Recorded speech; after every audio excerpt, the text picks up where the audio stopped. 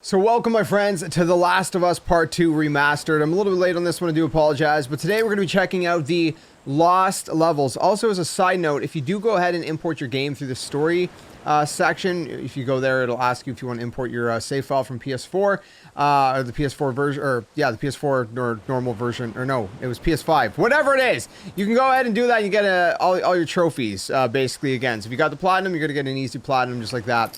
We're going to go ahead, we're going to jump into this. The lost levels, there's 3 levels. If you do enjoy this one, a like would definitely be super appreciated. Helps out the channel. If you don't like it, let me know why, so I can improve the content in the future, and be sure to subscribe for more. All right, so we got Jackson Party, Seattle Sewers, and The Hunt. We're going to go ahead, we're going to jump into this. I'm going to leave developer commentary on, just because these are basically unfinished, rough levels, and why not have some commentary? So let's go ahead and start. And I'll try not to talk over their commentary when they are talking. And we can experience this together for the first time. You're about to play an unfinished level from The Last of Us Part 2. Okay. Jackson Party. The reason we added this section is there are a few sequences, and we picked the 3 of the best ones, that we cut from the game. You know, often we build a game that's much bigger than what ends up being the final product. They were months away from being finished, but we wanted to give you an insight of what it's like when we built the game, because often we have this whole thing constructed and it doesn't have final art or audio or dialogue. And here you get to see the building blocks of what it's like when we first string a bunch of these levels together. This is the intro to the first deleted level, and this one is the roughest of the 3. We wanted to show more of how Jackson operates. So this is the festival where Ellie ultimately kisses Dina. This sequence would have come very late in the game as a flashback sequence while you're in the farm with Dina. And we wanted to show what is the rest of Jackson doing, and wanted to put on the stick, make it interactive. So you could see when you're outside, there are all these almost like carnival games that you can play. You could mix drinks, you could play with these kids that are playing a sort of clicker Marco Polo, sit down and listen to conversations, and all the different interactions were first or second pass, very, very early passes.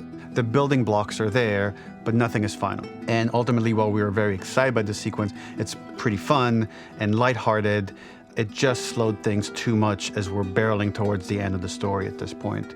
So again, reminder, rough, missing audio, missing animation, missing gameplay tweaks, missing dialogue, but pretty representative of what it would have been. So enjoy.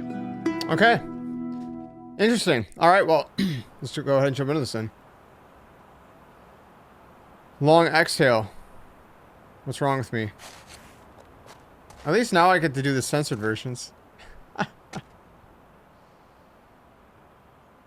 Okay. She's just drinking herself into oblivion.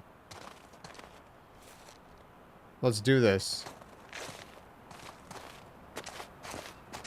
All right. Originally, this level was going to transition us to farm. We would go all the way through to the dance, where Ellie and Dina share their first kiss. Then we would play through farm, and when Ellie plays the guitar at night, she would remember the Seth incident. So, the opening for this was a little tricky. We needed it to match at least a little what you might expect emotionally coming from prior beats, because we were already purposefully disorienting you in time and space. Remember, you just came from this huge fight. To jump straight into it would have been a little too jarring. After some back and forth, we rooted it in Ellie's nerves, calling back to her hands shaking in the theater. But this time, for a much more innocuous reason we'll find out later.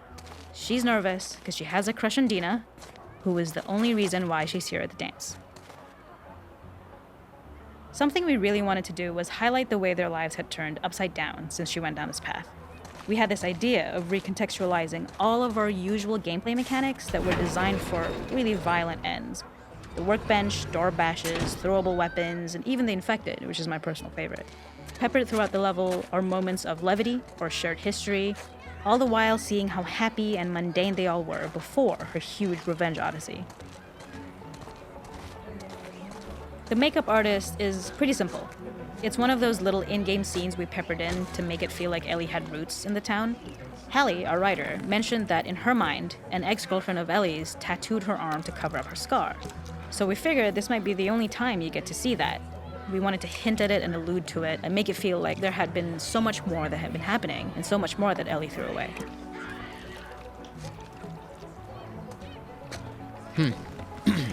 Okay. Face painting. So I already did this one. Let's go check this one over here. There's something over here. I want to make sure I hit all these speech bubbles so we can get some of that dialogue kind of going and all that. We use our workbench a lot to make a lot of things that kill and maim and hurt people. Here, we had the silly idea of using the same feel, harkening back to the same animations, using the exact same UI to instead fix a drink. Like the workbench, you could pick your base and then you could add something to it. And at the time, we had some different reactions from Ellie based on how strong you chose to make the drink.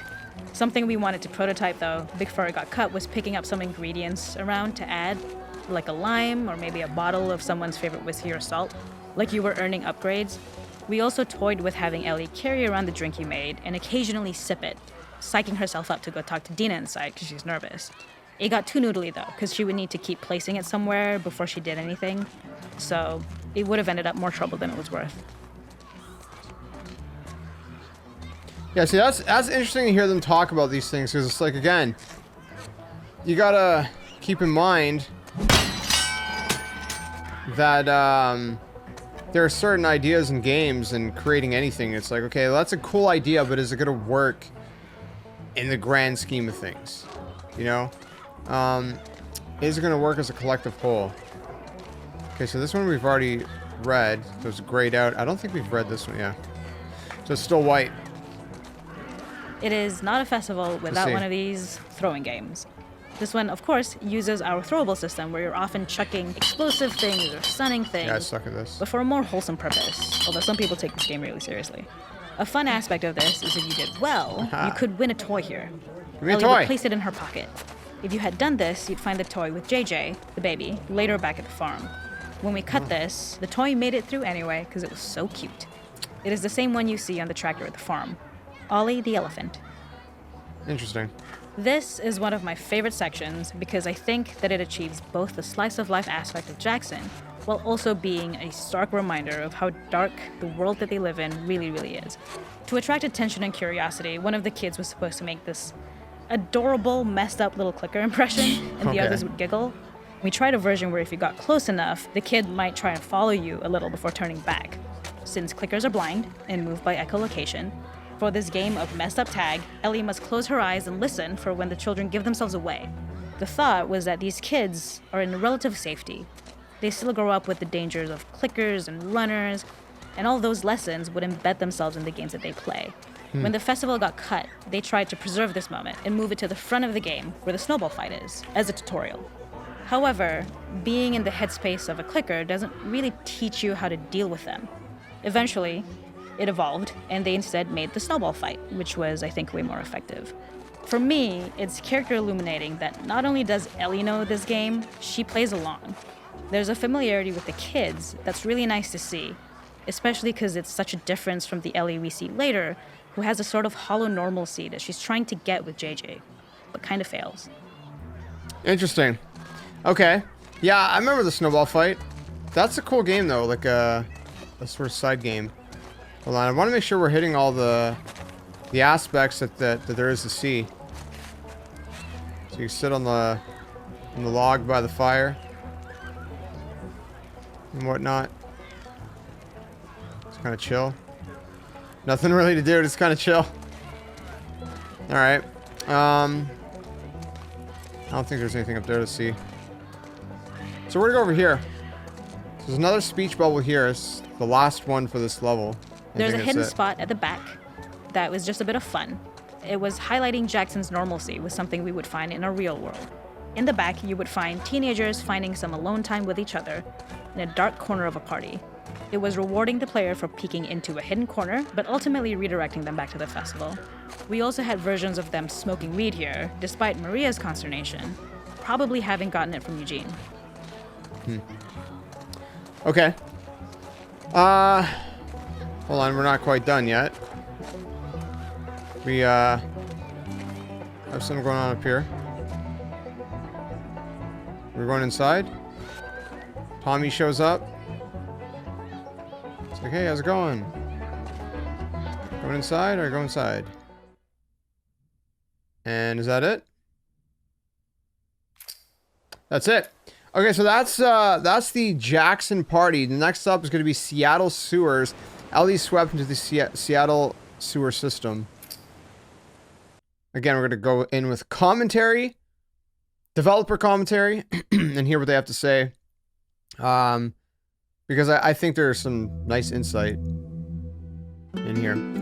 Lost levels, Seattle sewers. Okay, so in this second deleted level, second one, which is an extended sequence of the sewers in Seattle. This comes on the heels of where Ellie goes into a building and she survives an attack by stalkers and gets thrown out of a window and gets swept away by the current. And then we cut this section that used to be there in the final game. Now you will get to play it. So this was a way to get a bit more interesting puzzles, interesting traversal, figure out how Ellie can navigate the sewers with the fighting current. Ultimately, with a lot of these levels and these sequences, the reason why we cut them were for pacing purposes. But here it is for you in this very kind of raw form that part of it will feel finished, parts of it will feel like assets are missing as far as audio, animation won't be final. But it's a glimpse into what a game looks like when it's months away from finishing. Enjoy. Okay, so second level. It's the sewers. Whoa. Okay. Yeah, it's been a minute since I played the game, obviously. Part 2. I played it, I think, twice. I played it the initial first time, and then I reran it a second time to clear it up for the Platinum Trophy. So I vaguely remember this part. But again, what Neil said is, this is about, okay, so like right when we're, I guess, going through into the sewer system right about here, I think this is where they kind of like cut, fade to black, and then next level shows up, like right here, boom, kind of thing. Again, I don't remember exactly where this level cut in the in the actual game, but now this is the part that was cut that we never got to see, apparently. So we got this whole sewer system level. I don't know how long this is. We have a developer commentary here that I'm missing. Am I missing it? Ah, there's more over there. Okay. There's a speech bubble over there. All right. Let's go hit up those speech bubbles so we can get some insight on this level. Fuck Seattle. She don't like Seattle. All right. This level, internally known as Fine Nora, was quite long in duration as we had to make Ellie traverse a far distance to the opposite side of downtown Seattle. The sewer section was originally longer than what we released the game with, approximately 10 minutes more. This was one of the few areas of the game that used water flow as part of a traversal puzzle.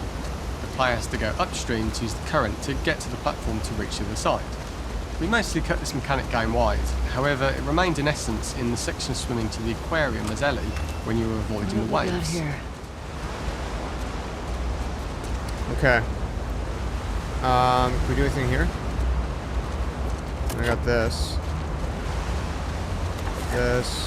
This. Okay. When players reach the doorway and enter into the room, they're faced with a dead end. The real reason for this dead-end room is that on the reversal when exiting back out of the doorway, players are faced with the route onwards. A pipe that they'd not been able to see when they were swept past it on the way in, and something that was hidden from view when on the side platforms. The intention here being that the only option is to go off the standard path in order to search for a way out. Throughout the rest of the level, we also used light to indicate to the player that they were heading in the right direction. At each turn, however, we blocked the direct route forward. Players would know that they just have to keep finding alternative paths, promoting those feelings of being desperate and trapped. We slowly introduced the player to consider climbing into smaller pipes and crouching in these tight spaces. This is to slowly build up to and encourage the player to climb into such a small pipe that they'd have to be crawling on their stomach, which is something that the player previously may not have recognised as a playable space, let alone the desired route they need to take. We added a tiny space just to reward the player's exploration with a pickup item, and we made sure it was something that made sense that you'd find in this area, a canister and all the garbage that had been washed into the sewers from the surface. We loved the idea of making Ellie prone through a tiny dirty pipe in order to get out, as it was a great opportunity to use our prone mechanic. Shit, Ellie. The unique camera setup was created to support crawling in these pipes, as the standard prone camera is much higher above the player, We also created custom collision in order for Ellie to manoeuvre in these tight spaces easily. Initially, the oblong collision capsule around her character caused issues crawling around corners. We put extra effort into the custom corner collision so the movement experience is as smooth as the main game. In order for the player to feel cramped, claustrophobic and desperate, we'd been enforcing the traversal mechanics that allow for a tight environment which promote these feelings. We introduced the use of the squeeze through so that we can keep the player feeling enclosed and tight, but without repeating the same geometry. Here we change from low ceilings with wider walls to high ceilings and tight walls to change up the spatial pacing and keep the level from repeating itself. Okay, interesting. It's definitely claustrophobic, I'll tell you that much. It is definitely claustrophobic. There's a lot of dialogue in this one. Alright, we got more. We can stand up. Originally, we had the waterline much higher here, so players had to swim through this tight tunnel. However, from watching user test feedback, it was occasionally causing people to discount the route entirely and turn back on themselves. So to avoid any risk of this happening in the final game, we present a lower water level so the tunnel is easy to see and commit to using. Come on. Although this isn't as impactful without the prone swim, it's the better decision as it means a smoother experience for the player with no backtracking frustration. We draw the player towards this pipe as it is seemingly the route out of the tight space. Fairly soon it is obvious that this path is blocked. If the player goes all the way up to the bars that block the path, they are rewarded with a pickup so this journey doesn't feel wasted. It was important to encourage the player to try to progress along this path so that they would subtly be thinking of progress in this direction. We hint to the player that there is a bigger, new space beyond this pipe by showing the player the waterfall. This helps players consider the other route where they don't know how far the tunnel is or whether they'd make it. As we surface from the water and over the crest of the slope, we reveal what is further in this tunnel. A clicker that has sprouted and the fungus has grown on the sides of the pipe. It was great to see people who user tested this area becoming increasingly worried as we forced the player to squeeze past the fungus and inches away from the clicker's face, all the time not being sure whether the clicker might be alive or attack them. Although we aren't as cruel as to force a clicker attack in such close proximity, we do have a payoff for this moment. This clicker momentarily turned into Joel to show Ellie's PTSD from what happened to Joel at the start of the game. Ultimately, we decided to save this moment for the farm level, as it was more impactful there because it could become the centrepiece of that experience. Whereas in the sewers, we weren't able to make it as much of a narrative point and give it the breathing room and reaction time that it deserves, given the tight space. Shit! Wow. Yeah, that's incredible. That's incredible. We got a couple spots here. There's one over there. And there's one over here. So let's go here first.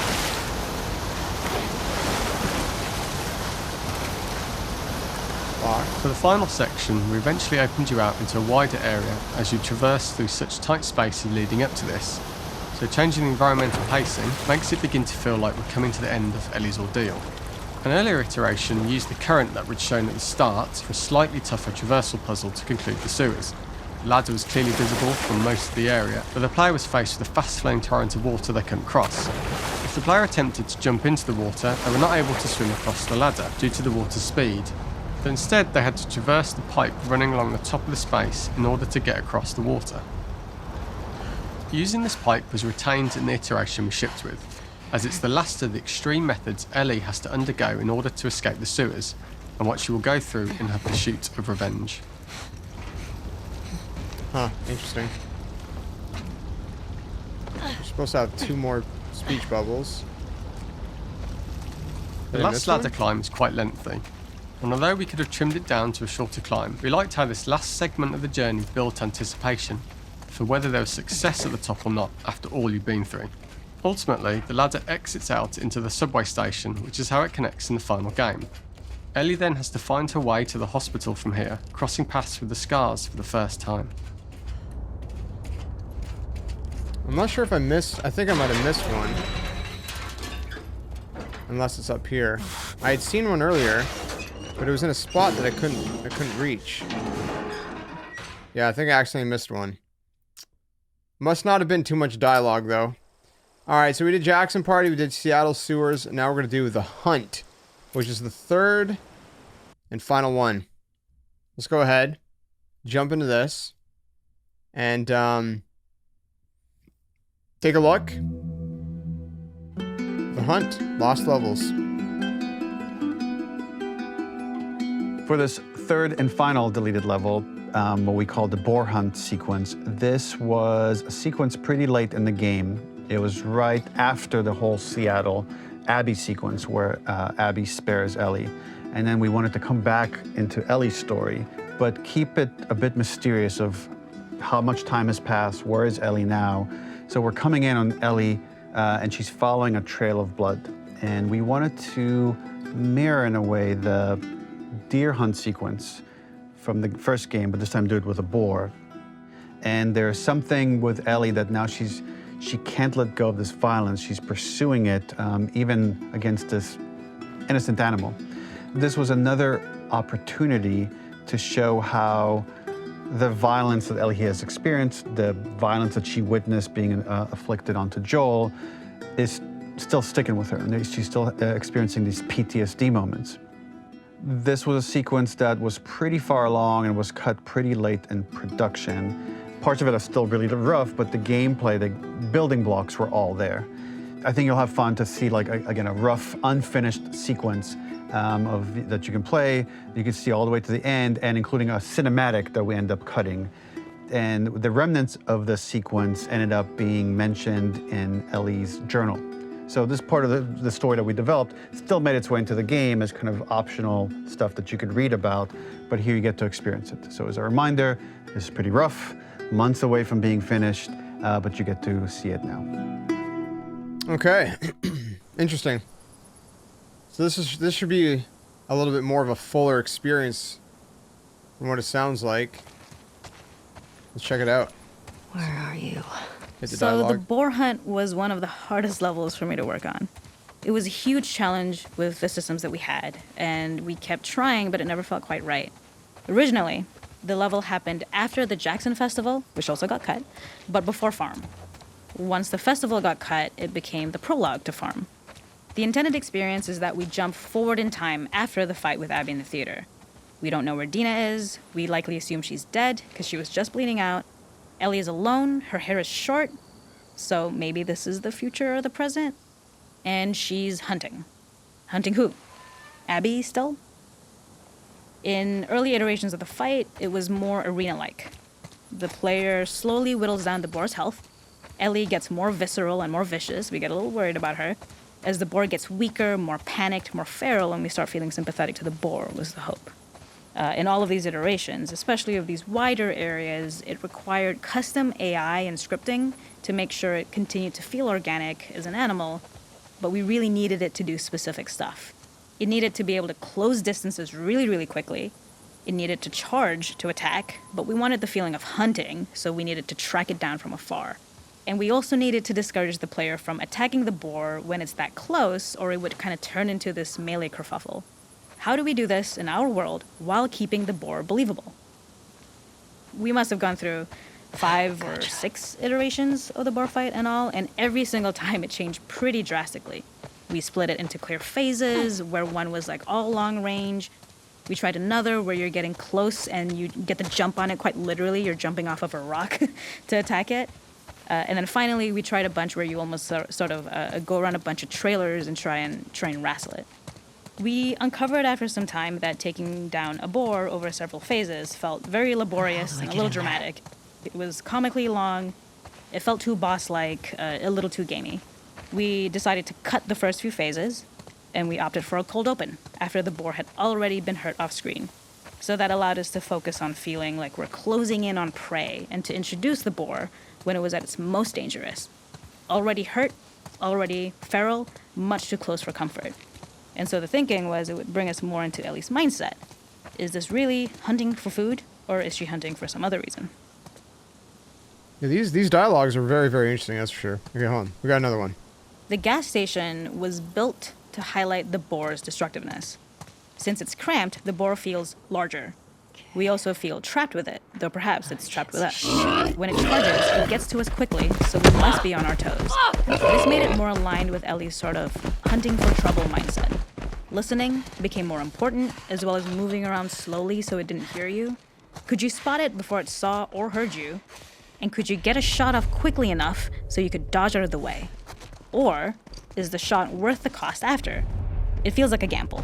By the end of the first round, it would likely be in shambles, the bore would burst through the back, and Ellie would swallow it and finally enact its venom. Okay, well, Run. there's the boar going into the back. Let me just look around here real quick, because I'm kind of curious. You know, I want to see the entire level. Of course. All right, we got one more text dialogue here. The boar kill was supposed to be anything but glorious. With the boar whimpering at the back of the gas station after Ellie's relentless hunt. After this, hearing the drone that we kind of come to associate with Ellie's trauma, we would hard cut to the stream where she's washing her hands and holding rabbits that she hunted, about to return to Dina. And there would be no mention of the boar. Wow, okay. Well, there's the boar.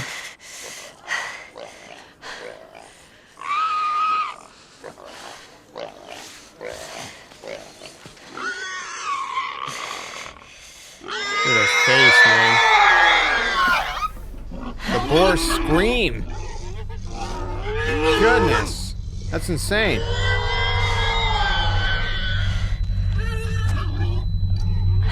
Wow, that's freaky.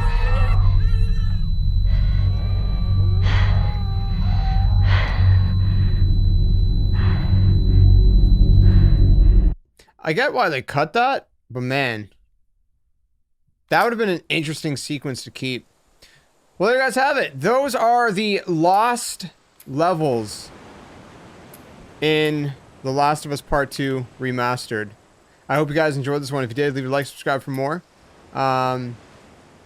There's other stuff. There is the no return, but that's completely different. So that's it for this video. If you enjoyed it, like I said, leave a like, subscribe for more, and I'll see you guys soon. Another one. Tell them friends. Game on. And see you guys soon.